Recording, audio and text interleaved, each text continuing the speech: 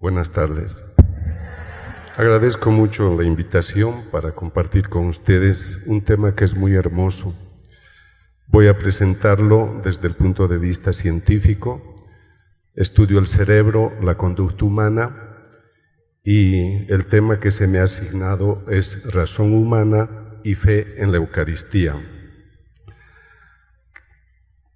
Quisiera partir de una metáfora. Es una conversación que tiene un indio cherokee con su nieto. El nieto le preguntaba por qué en la tribu habían hombres buenos y malos.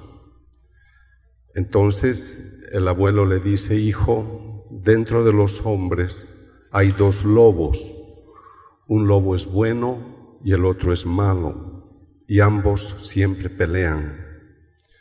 Entonces el niño curioso le dice: ¿y quién gana? Aquel al que tú le das más alimento. En la sociedad moderna tenemos hoy muchos puntos de vista que nos permiten estudiar la conducta humana. Si me ayuda la siguiente, por favor. Yo estudio el cerebro y trato de entender por qué somos como somos. Gracias a la tecnología moderna, hoy podemos estudiar cerebros en vivo. Pero esta capacidad inteligente que el hombre tiene, su razón, su capacidad para elucubrar conceptos, para llegar a conclusiones, para hacer ciencia, le permite al hombre desarrollarse y crecer. Y nosotros nos hemos beneficiado mucho de toda esta ciencia. Hoy hay una ciencia que nos permite conocer muchos parámetros. Entonces el hombre puede razonar y trabajar en la ciencia con elementos que tiene bajo control. Puede pesar, medir, encontrar relaciones funcionales. Esta es la causa, este es el efecto. Hace experimentos que puede controlar, y su razón parte del conocimiento experimental. Pero existe otro modo de conocimiento, que es el conocimiento que viene a través de la fe. Y este es un gran desafío para el hombre, porque el hombre se dispone a creer en cosas para las que ya no tiene una prueba evidente.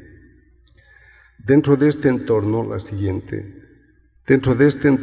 tenemos que conocer por qué algunos creen y otros no creen.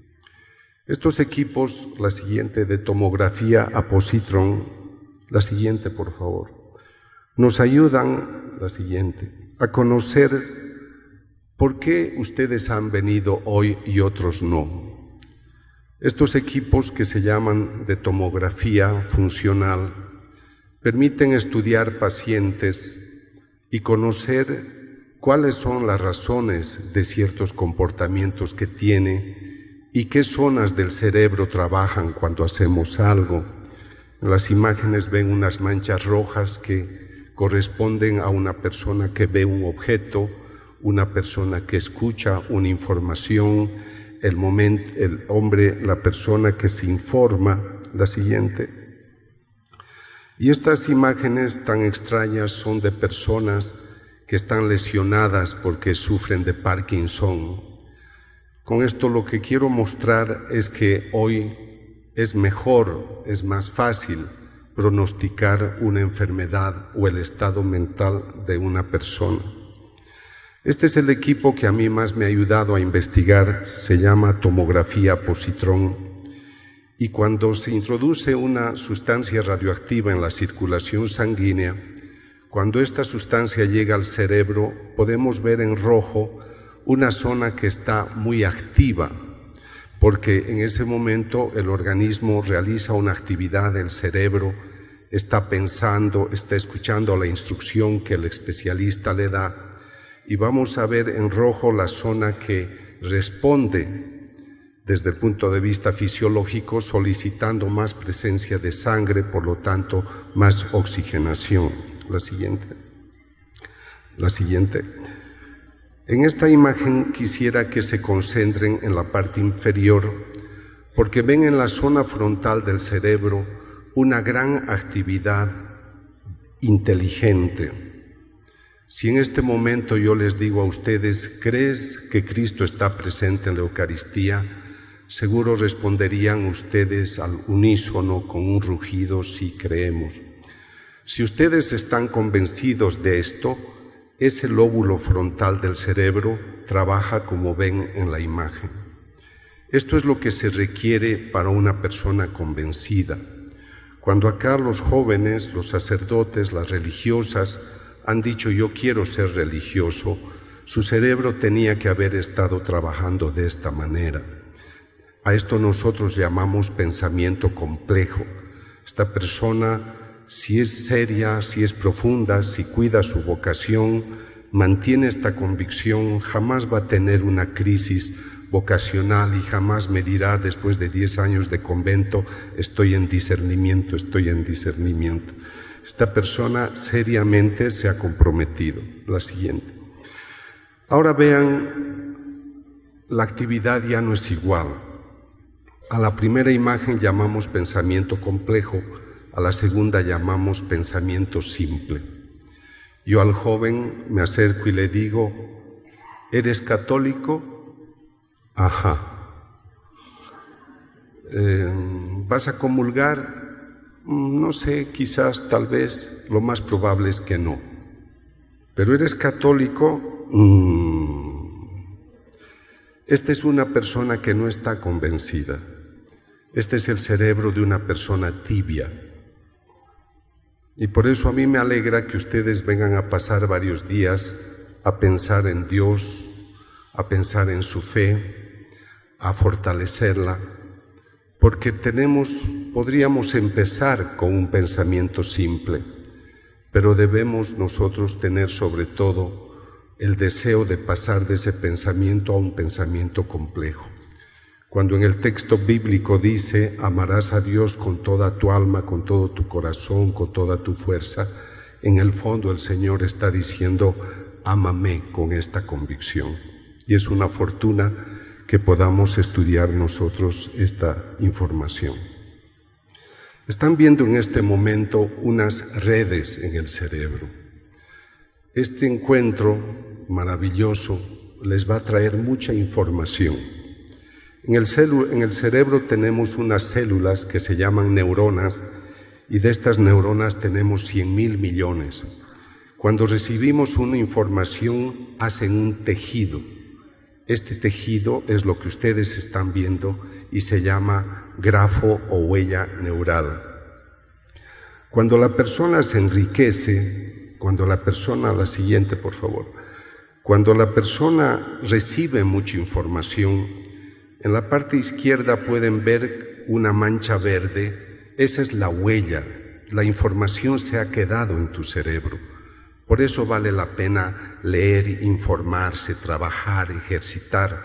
Una persona que dice me cuesta rezar, sé que va a orar mucho al Espíritu Santo para que le ayude y a la Virgen y hará muchas novenas, pero también tienes que ejercitar, tienes que ponerte de rodillas, estudiar, orar 5 minutos, 10 minutos, 15. Lo espiritual no está reñido con lo biológico, con lo humano. Yo no podía rezar al principio el rosario, pero apliqué mi fórmula y recé 10 Ave Marías durante varios meses, hasta que se me hizo la huella. Luego pasé al segundo, al tercero, hoy no dejo el rosario. Así se forman los hábitos y el cerebro responde formando en tu cerebro una huella. La siguiente. En la siguiente van a ver unas huellas que nosotros llamamos pobres. Estas huellas son de una persona de pensamiento ajá.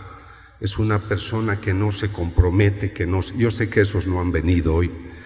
Entonces esto hace que las personas actúen de manera elemental. Ustedes con su deseo de estar tanto tiempo meditando están mostrando que seguramente esto no corresponde a ustedes. La siguiente, por favor. Mi preocupación como profesor que estudia al humano se ha concentrado en observar que el hombre es cuerpo y alma espiritual.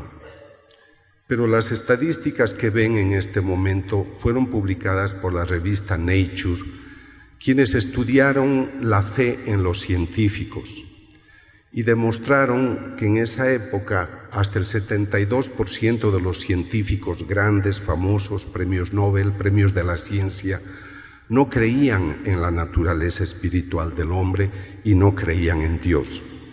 Esa estadística hoy ha aumentado al 96%. Entonces, en ese ambiente, hablar del espíritu para ellos es una banalidad, es una metáfora.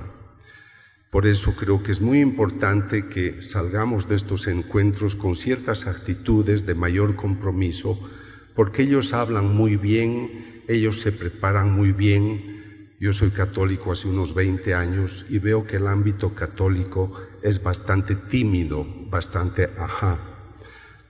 Por eso creo que hay que encenderse fuego para que la persona dé mucho más testimonio y tenga mucho más fuerza. Este fenómeno de la indiferencia religiosa, de la apatía, ustedes vean cómo los países cada vez aprueban nuevas leyes lejanas a lo que Dios ha querido, pero esto no deriva solamente de una premisa actual, esto no ha empezado en los años 50, en los años 60, esto ha empezado a tomar cuerpo desde el año 1600. E incluso han habido muchos teólogos religiosos, cristianos, que han apoyado esta deformación diciendo que la ciencia y la fe no tenían que comunicarse absolutamente, que todas tenían una total independencia, sin pensar que todo ese saber humano científico podría complementarse muy bien con la verdad espiritual. Decía con tanto criterio Juan Pablo II, la razón y la fe son las dos alas con las cuales el hombre se eleva a la conquista de la verdad. Todos estos autores que les muestro son autores que han influenciado para alejarnos de la convicción espiritual. Quisiera que tomen en cuenta los últimos nombres, empezando por el profesor Richard Dawkins, que lo he puesto en un círculo, el profesor Dennett, el doctor Harris. Todos estos son científicos muy preparados. Son profesores de Oxford, de Stanford, de universidades muy famosas. Y para escribir un libro en contra de la Iglesia, ellos son capaces de estudiar griego, estudiar latín y dominar la Biblia para decirte que tú no tienes razón. Yo dicto unas 250 conferencias al año en promedio y prácticamente cuando estoy con católicos ni el 1% lleva una Biblia consigo. El católico casi no lee la Biblia y menos el catecismo, no se prepara. Ellos sí se preparan y son muy valientes o muy generosos. Ellos pueden gastar mucho dinero en lo que sea su propaganda. Este profesor Dawkins lo llaman el mastín de Darwin. Él lucha contra toda religión, son muy duros en sus actitudes.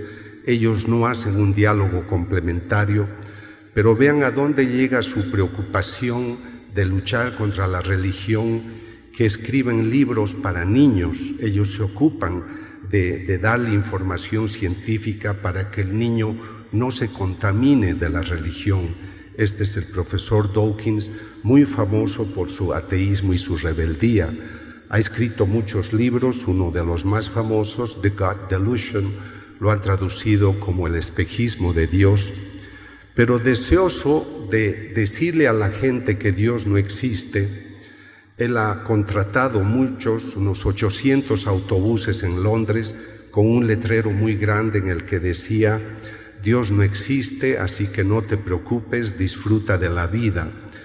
Y ellos trabajan. Yo a veces en ámbito católico, yo he hecho muchos documentales para televisión, pero el mayor aporte que he recibido ha sido de $100. Ellos gastan $1 millón para hacer estas cosas y lo hacen con mucha pasión. Y si tienen que poner de su bolsillo, lo hacen.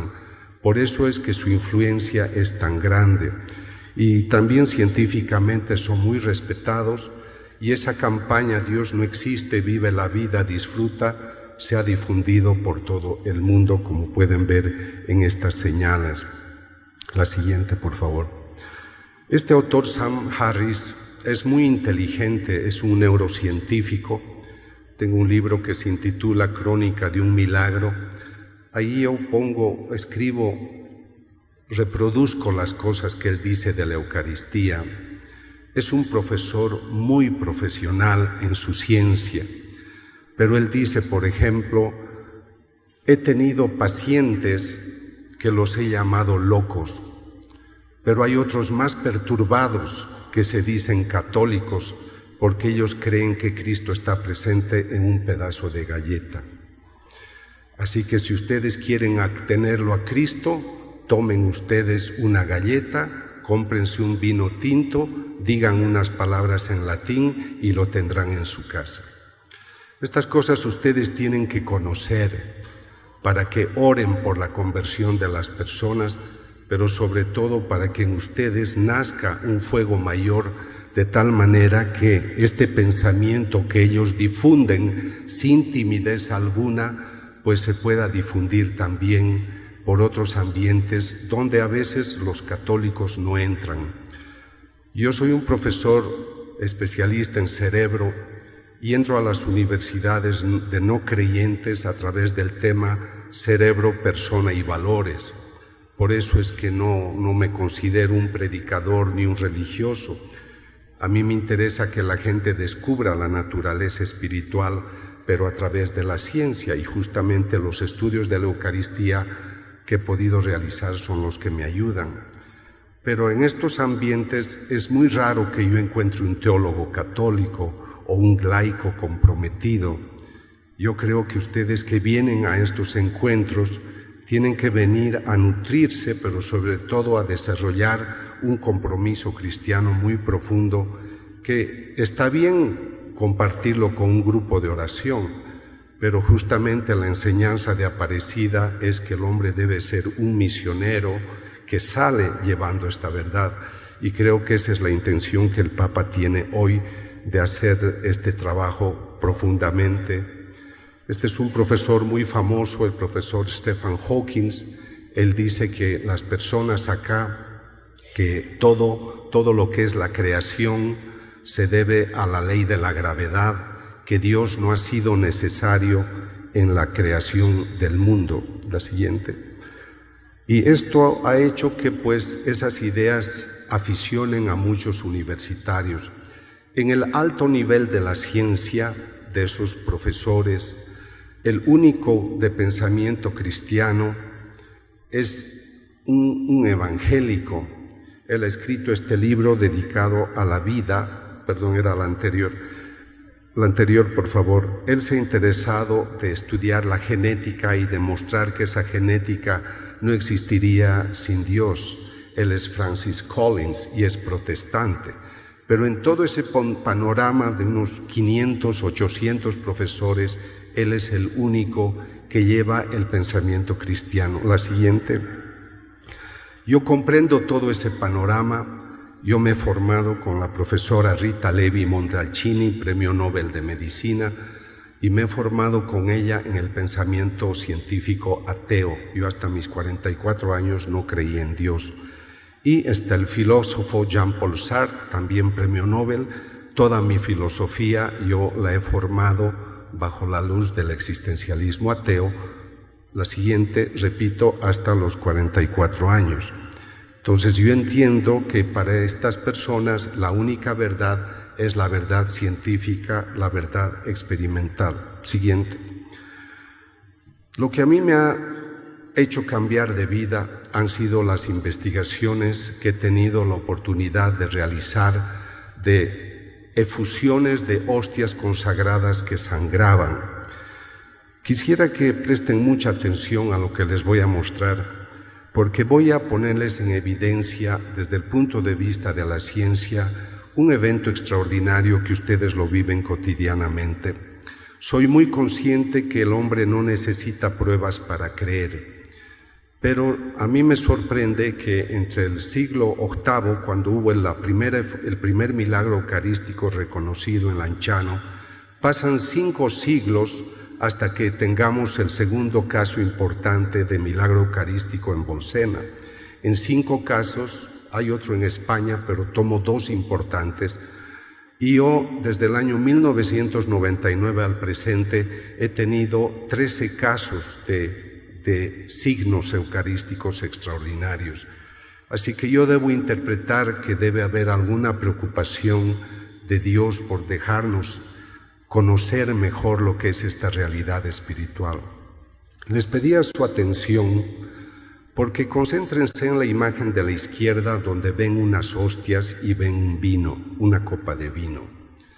Lo que a mí me fascina como investigador, y creo que esta es la historia más hermosa que podemos tener nosotros los católicos, es que durante la consagración el sacerdote lo único que va a hacer es una oración.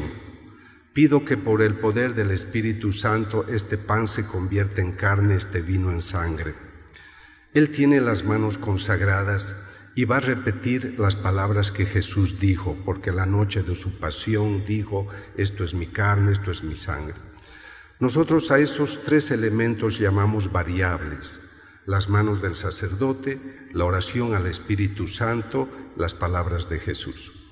Y solamente con esa oración sabemos que se verifica la transustanciación.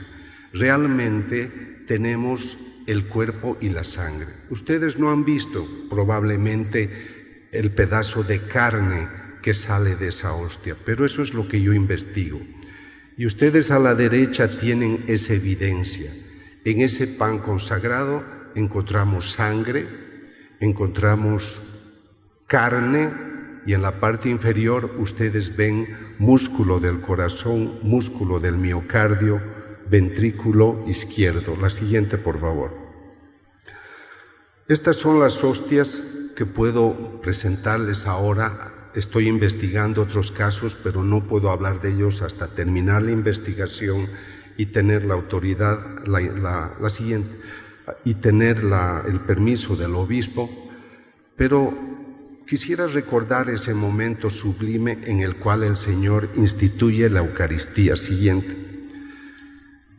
Él dice: hagan esto en memoria mía. Y los sacerdotes han estado repitiendo toda esta orden durante 21 siglos, y nosotros los creyentes nos beneficiamos en cada Eucaristía de este maravilloso acontecimiento. Yo jamás habría pensado hacer una investigación hasta que el año 1999 el cardenal Jorge Bergoglio, arzobispo de Buenos Aires, me autoriza a estudiar 2 hostias que tuvieron lo que nosotros llamamos efusión. Efusión, el brote de una sustancia rojiza, en una hostia el año 92 y en otra el 96. La siguiente. Cuando él me pide hacer esta investigación, me invita, me autoriza, yo viajo a Lanciano para conocer el fenómeno, porque entiendo que es la siguiente. Es el primer caso extraordinario que se ha podido estudiar. Lo hizo el profesor Linoli, yo fui a buscarlo, a hablar con él, y él me explicó que en el estudio realizado en la efusión de sangre de la hostia de Lanciano en el siglo VIII, él encontró sangre humana de tipo AB y encontró músculo del corazón. La siguiente. El siguiente caso ocurre en Bolsena en el siglo XIII, y también, tanto como el caso de Lanciano y el de Bolsena, tiene que ver con las dudas que los sacerdotes tenían sobre esta presencia real. Acá vemos que el sacerdote, que se le conoce como Pedro de Bohemia, tuvo dudas durante la misa. La hostia empieza a sangrar, la envuelve en un corporal que hasta el día de hoy se obtiene, se mantiene, se conserva, pero esta fue la razón para que el Papa Urbano IV instituyera la famosa fiesta de Corpus Christi. La siguiente. Estos 2 son los antecedentes que yo tengo antes de empezar mi investigación. Aquí tienen a la izquierda la hostia que tuvo efusión el año 92, se ha mantenido seca, sin ningún preservante, en la parroquia de Santa María en Buenos Aires. La de la derecha es la que tiene efusión el año 96. Esta es una carta del cardenal Ratzinger, que en ese tiempo era presidente del Dicasterio para la Doctrina de la Fe, donde solicita estar informado. Yo entregué todos los documentos cuando él era ya Papa, Papa Benedicto. La siguiente. En estas dos imágenes ustedes tienen los documentos de la primera doctora que hizo el estudio sobre la hostia que tuvo efusión el año 92. Para mí este es un documento muy importante porque ella hizo dos estudios, uno el año 92 y otro el 95, confirmó que se trataba de sangre humana, pero lo más interesante es que ella estudió el 92 y el 95 y ocurrió algo demasiado extraordinario para nosotros. Cualquiera de ustedes puede decirme, doctor Castañón, cómo hace para saber si una persona le ha puesto o no, usted no estaba en el lugar. En estos estudios la doctora muestra algo que yo también confirmaré en todas las investigaciones. En la sangre hay unos elementos formes que se llaman glóbulos blancos, glóbulos rojos. Los glóbulos blancos fuera del organismo a los 5 minutos, máximo 60, se han desintegrado. En este caso, durante esos 3 años, los glóbulos blancos están perfectamente conservados. Y en los casos que yo he estudiado, hemos tenido 6, 7, 8 años de glóbulos blancos intactos. Es como si ustedes fueran a pescar un pez del río y lo llevan a su casa y vive con ustedes 6 años. Entonces acá ustedes pueden ver que hay algo muy extraordinario que nos permite seguir con una investigación porque hay un dato demasiado especial. Estas son las dos muestras que yo llevo para los análisis, una muestra seca y una muestra húmeda. La siguiente. Este es el primer informe que me entregan en Estados Unidos. Los laboratorios no saben que esto viene de una hostia. El informe indica que hay presencia de ADN humano. Por lo tanto, la sangre encontrada es de una persona tan humana como cualquiera de nosotros. He recurrido al profesor Linoli, al que había estudiado Lanciano, y él me dijo, doctor, es probable que lo que usted tiene acá también contenga músculo del corazón. Cuando nos dice probablemente, recurrimos a un profesor de Estados Unidos, Federico Tsugibe, quien es especialista en medicina forense del corazón. Él tampoco sabe que esto viene de una hostia, la siguiente, y nos dice, lo que ustedes me han traído es músculo del corazón, miocardio, ventrículo izquierdo, pero esto corresponde a una persona que ha sufrido mucho. Este informe, que después lo verán con calma en los libros o en los videos, nos dice que el paciente, él siempre habla, your patient suffered a lot, su paciente ha sufrido demasiado. Él solo al final se enteró que esto venía de una hostia consagrada. En el informe final, la siguiente, él dice que el infarto podía deberse a un golpe que la persona tuvo, mi paciente, a la altura del corazón y que eso podría haberle provocado el infarto. Quisiera que vean las conclusiones finales. Ponga todas las conclusiones, por favor. Siga. Por favor, la siguiente. Siga. No, la anterior, por favor. No sé. Quisiera que tengan en cuenta esta conclusión. El momento en el que el doctor Castañón tomó la muestra, dice él, el tejido estaba vivo. La siguiente.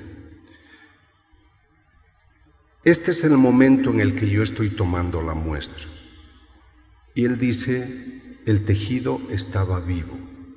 ¿Por qué dice eso usted, doctor? Porque hemos encontrado glóbulos blancos intactos y los glóbulos blancos solo podían haber llegado a este lugar por circulación sanguínea. Entonces acá ustedes tienen prueba de algo muy extraordinario. El momento en el que yo tomé la muestra, el tejido estaba vivo.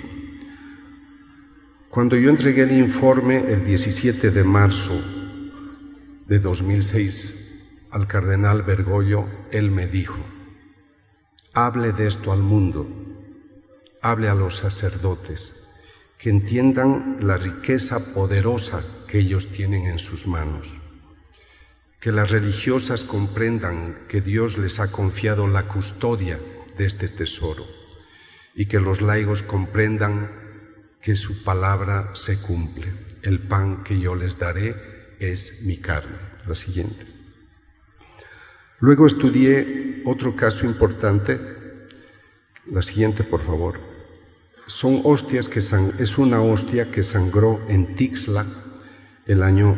La siguiente, por favor, sigue. Esta hostia tiene efusión el 2006. La siguiente. La siguiente, por favor. El obispo del lugar, Monseñor Alejo Zavala, me pide investigar. La siguiente. Y este es el estado que tiene la hostia cuando yo voy. La efusión fue del 2006, a mí me pide investigar el 2009. La siguiente. La siguiente. Otra más. Y una más, por favor. El obispo es un hombre lúcido. Doctor, yo no me puedo equivocar. Necesito que primero me ayude a demostrar si la sangre brota del interior o alguien la ha puesto por encima. Voy al laboratorio y demuestran con sus métodos forenses que la sustancia brota del interior, que nadie la ha puesto por encima. La siguiente. La siguiente, por favor. Un estudio de laboratorio sucesivo 2 años después vuelve a demostrar lo mismo. Tengo 2 estudios que confirman que la sustancia brota del interior. La siguiente. La sustancia es sangre. La siguiente. Hemos estudiado esa sangre ya seca, esto en febrero de 2010. La siguiente. Debajo de la sangre seca que exudó el 2006, en febrero de 2010, en la segunda capa, luego de la coagulada, encontramos sangre fresca. La siguiente. Aquí tienen las imágenes de la sangre fresca. La siguiente. Hemos encontrado la presencia de ADN humano. Siguiente.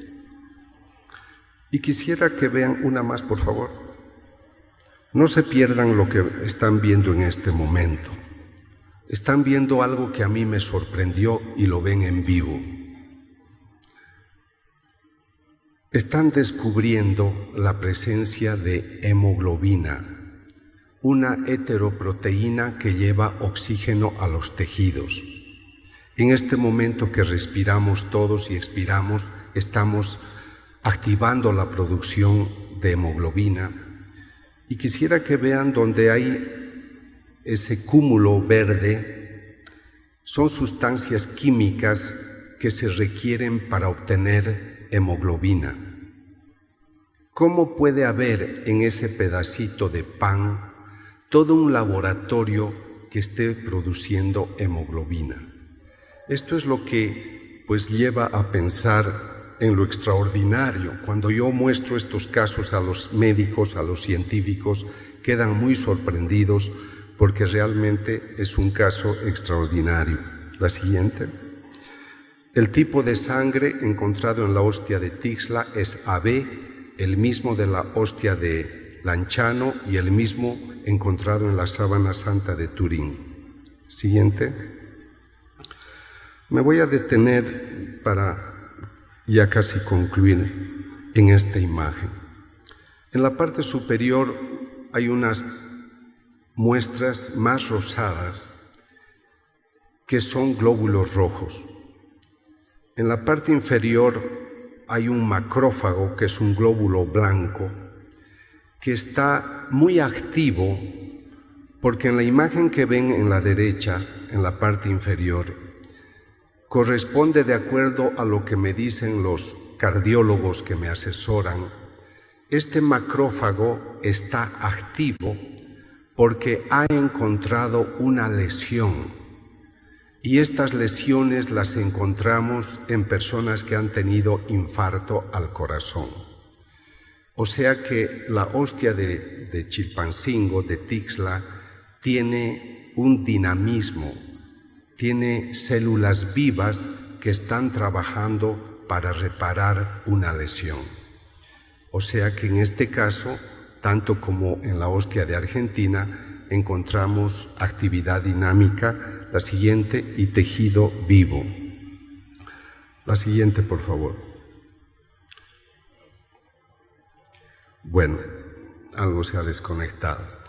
Lo que voy a terminar, con lo que quisiera terminar, es decirles que yo viajo por el mundo y he presentado estas investigaciones, la han visto a través de los medios más de 200 millones de personas. Algunos pueden pensar que esto no les agrada, no les gusta, me refiero a los no creyentes, pero ninguno puede cuestionar la validez científica. A mí estas experiencias me han acercado al catolicismo, me han invitado a acercarme a la Eucaristía a diario, pero no me he quedado en el experimento, he tratado de descubrir la persona de Cristo.